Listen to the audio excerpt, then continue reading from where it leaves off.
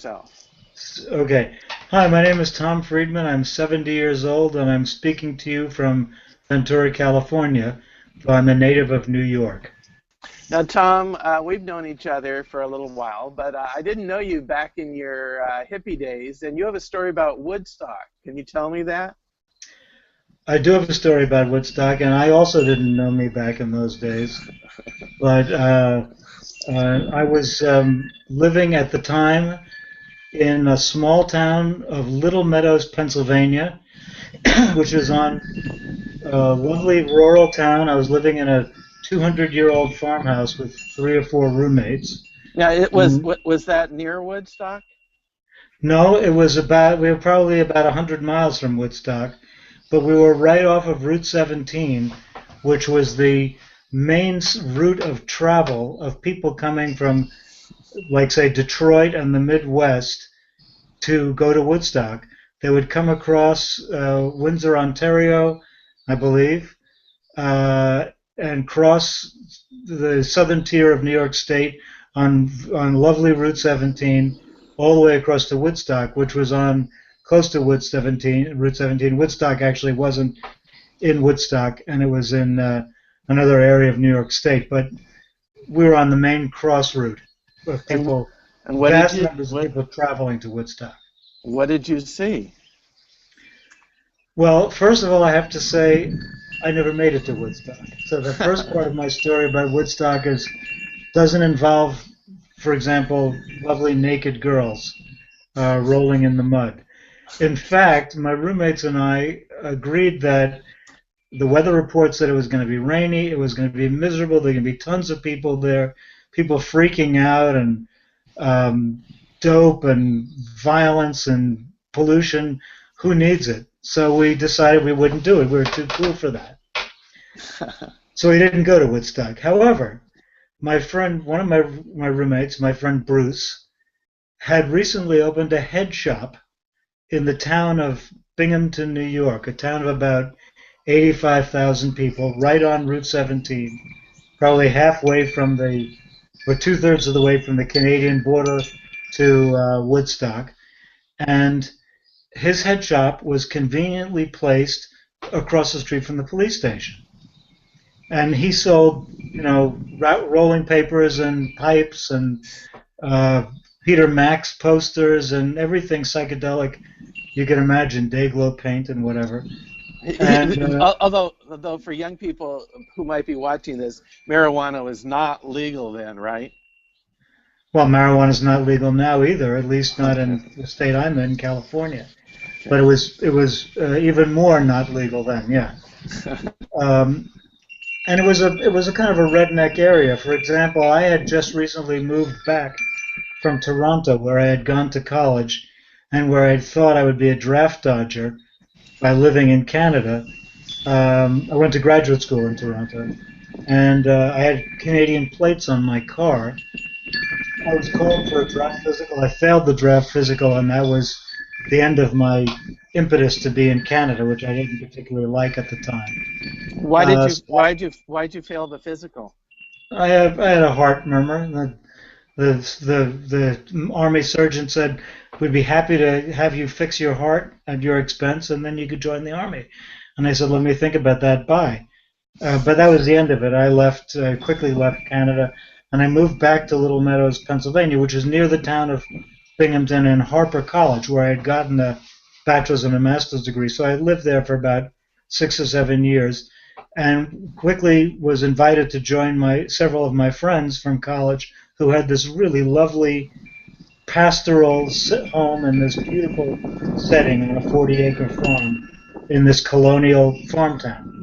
So I was back there and enjoying it very much. It was, I think, the summer of '68. I'm a little vague now exactly when Woodstock was, but that's what I think it was. And I moved back, and I had on my car my Ontario license plates. And very shortly, I was pulled over by a cop who accused me of being a traitor. He said, "Are you from Canada?" And I said, "No, I'm living in Little Meadows. Why do you have Canadian plates?" "Well, I lived there for a while." "Oh, you're a draft dodger? You're a traitor. Next time I see you, if you have those plates on here, I'm going to throw the book at you. So that was the mood Wow. Wow, that's of, crazy. of Binghamton, New York at that time. Yeah. It was Vietnam War. I would have been a draft dodger, but I didn't have the opportunity to You know, because I would have gone to Canada myself. I was against the Vietnam War, but I had a good draft number, so I had a very high number, so I wasn't at risk of going. well, I lost it because at some point they took it away from graduate students, and it was one of my major reasons for being in a PhD program. I was interested You're really, in the that's funny. subject, but I was mainly interested in living. So Uh, my life was no longer threatened, I but moved but back. By the way, I'm interrupting you every once in a while because I like the graphic of me with that orange back door, and I just want to be able to cut to it now and then, if you don't mind. That's the way I think of you, as having an orange back door. Anyway, here I am in Little Meadows, Pennsylvania. My friend Bruce has this head shop which sells psychedelic paraphernalia directly across the police street from the police station. And he's standing on this front stoop, just staring out at space, when he sees three or four very dejected looking hippies walking out of the police station. Two guys with very long hair and psychedelic pants, and two girls with mini skirts and braless, looking dejected and strolling down the steps. And they look obviously like they're hippies. And Bruce calls them and says, "Hey, hippies, what are you doing in the police station? Come on over."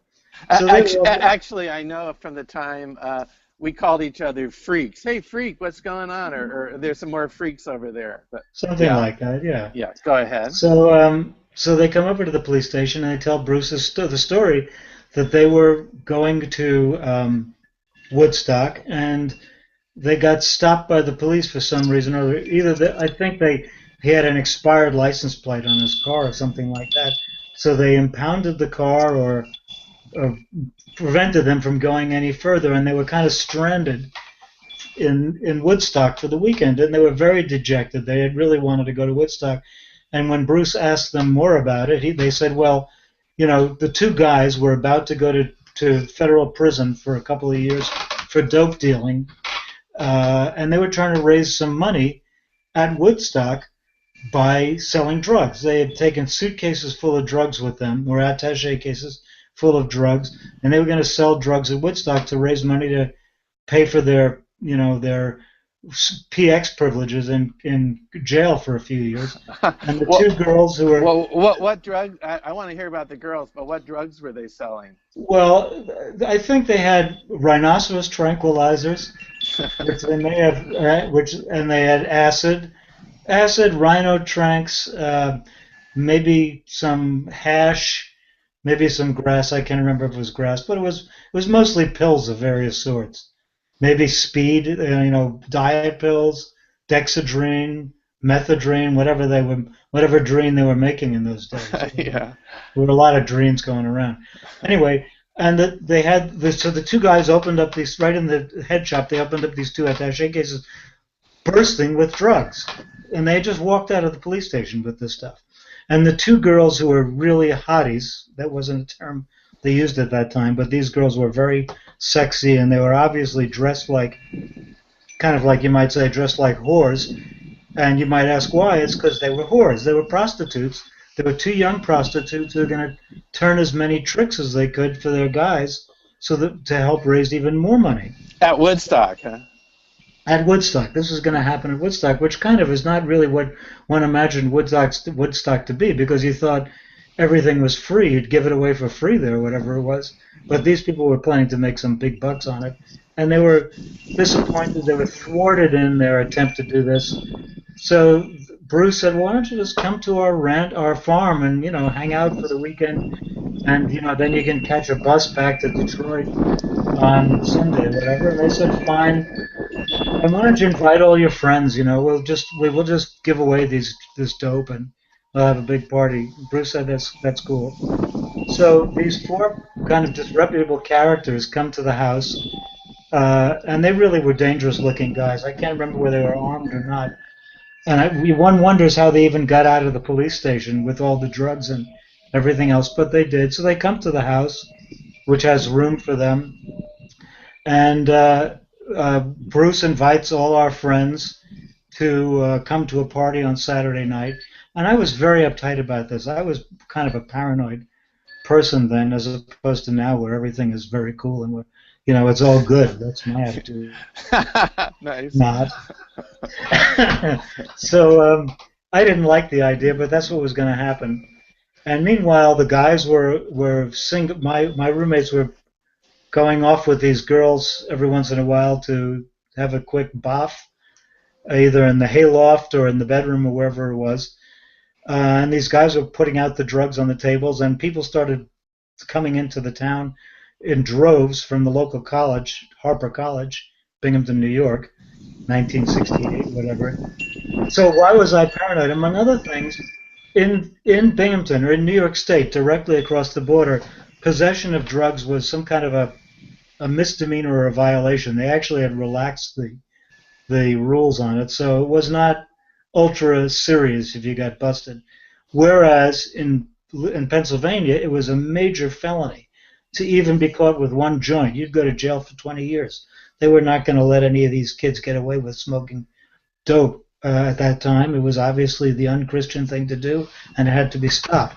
So I was concerned that we were all going to end up in jail for the rest of our lives over this. Anyway, the people show up. It's 7 o'clock at night, country roads, a few houses around, cars everywhere, enormous amount of noise coming out, and drugs galore. People taking whatever is handed to them, just popping them in there, indiscriminately popping pills. At some point during the night, I just got so freaked out. I think I had a girlfriend at the time, and I said, "We got to get out of here." But our car was buried in the mass of cars, so I said, I want to walk up the hill behind the house, climb up to the top of the hill, and just sit up there for a while. So my girlfriend and I walked to the top of the hill, and we sat there, and I was expecting to see a line of 50 squad cars, lights flashing, coming up the road to bust everybody, and I was really scared. And it got worse when some girl goes out into the middle of the highway, this through highway in Little Meadows, Pennsylvania, kneeling on the road in the middle and yelling, "Bill! Bill! Oh my God, Bill, they're coming! Oh, it's the walls, the ceiling, the roof, the trees are coming after me."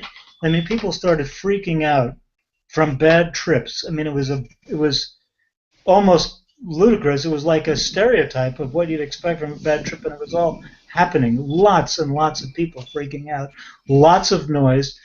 I was up there for hours thinking we were all dead meat, and I was going to run off through the woods with my girlfriend and disappear and hope never to come back again. How's it going there? And then your mailman's here, Tom. But sorry to interrupt. Okay, go ahead, Tom. He wants me to go in there? I mean, no. I'm just mentioning the mailman's here. I thought I'd interject that out in front of your house. No, okay. No. Thank you. Anyway, so there was this mob scene, and it was crazy, and a lot of people freaked out. The next morning, there were bodies all over the place of people unconscious, stoned, drunk, tripping, destruction everywhere in the house.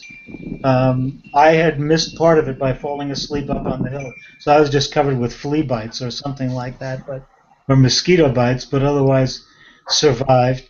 Did you make out with your girlfriend that night? I was probably too afraid. I mean, maybe I did. I don't recall any of it at all. I just recall being very relieved that we weren't all in jail. But the dawn came up, and with the dawn, it was not quite so horrible. I mean, it was really like, a scene from Dante's Inferno during the night. But in the day, it was a little bit more natural and normal, and we were able to get people out, bodies out one by one, and unraveling the mess of cars and so on. And eventually, Bruce took these 4 hippies, now with their empty suitcases that had drugs in them, and they didn't collect any money. They gave it all away. Put them on the bus to Detroit so they could all go back and go to jail, and the girls could go back to turning tricks. And life went back to normal, except that within the next few days, all my roommates started itching, leaking, breaking out into various kinds of things. They all got clap.